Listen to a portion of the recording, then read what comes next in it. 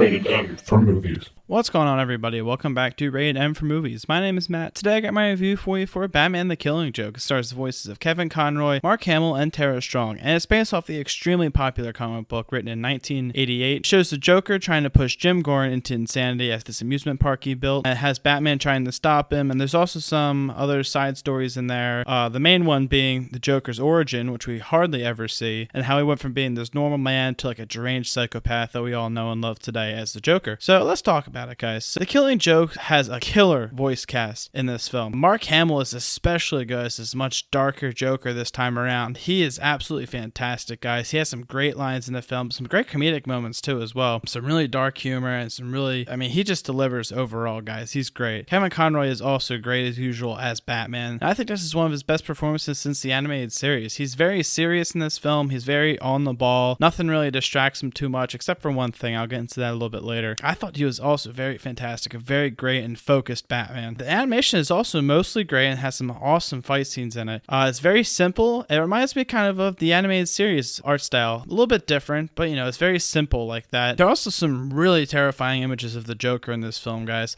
Some of the stuff is just, some of the imagery, it really works well, and I loved how they did it, but it just freaks you out, especially if you're scared of clowns or some shit like that. Yeah, just be warned when watching this. Some of the animation is spotty at times, but overall it's pretty solid, and I like what they did, how they did it, and adapted the art style. The script is also very solid, and it stays mostly faithful to the comic book. There's really not much I can say about that, but yeah, I say the script is pretty good, and it delivers. Except for one additional plot device that was not in the comic books that they added in, and it feels very out of place, and it feels extremely unnecessary. I'm not going to spoil it here. I'll get into it in more detail after the review. I'll put a spoiler warning down there. But if you see the film, you'll probably know what I'm talking about. The whole theater is pretty shocked and confused when they saw it when I went to it. It also has a very slow start to it, I thought. You don't see the Joker until about 20 minutes in, and I thought the first act focused a lot more on Batgirl, way too much on Batgirl to be honest with you guys, and not enough on the relationship between Batman and the Joker. I wish they would have expanded that more instead of expanded Batgirl's story, because that was very uninteresting to me and I didn't really care about that. With all the hype behind this film, guys, Batman the Killing Joke mostly succeeds in making a solid adaptation to the comic book, which is based off of. Kevin Conroy and Mark Hamill bring their A game to this one, guys. They both have stellar performances in the film. The animation is also very clean and it looks great most of the time. It does have a slow start and some questionable plot devices, but even then, it's still worth seeing for any Batman fan, and especially if you're a fan of the original comic book. That's what I'm going to say. Batman the Killing Joke is worth buying at a sale price on Blu-ray or seeing at matinee if you're going to see it in theaters. It's still definitely worth seeing, guys. It's one of the better animated Batman films, and I'd say it's great. Here's a spoiler warning for that one plot device I was going to say. This is only for the film. It's not in the comic book, so if you never read it, don't worry about it. If you plan on seeing the film, if you don't want to hear this, then just turn off the review, and thanks for listening. All right, here it is. So it was the scene where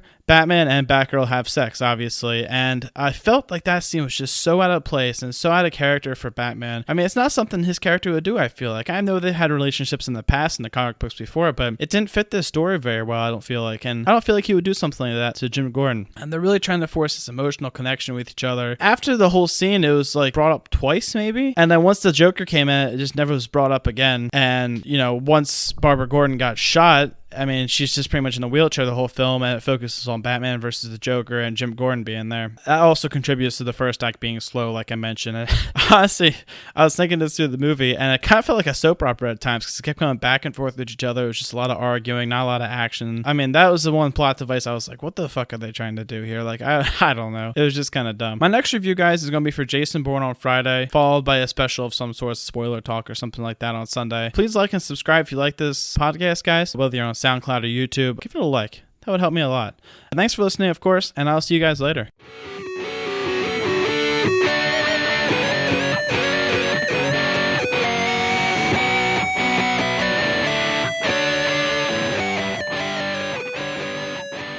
Rated M for movies.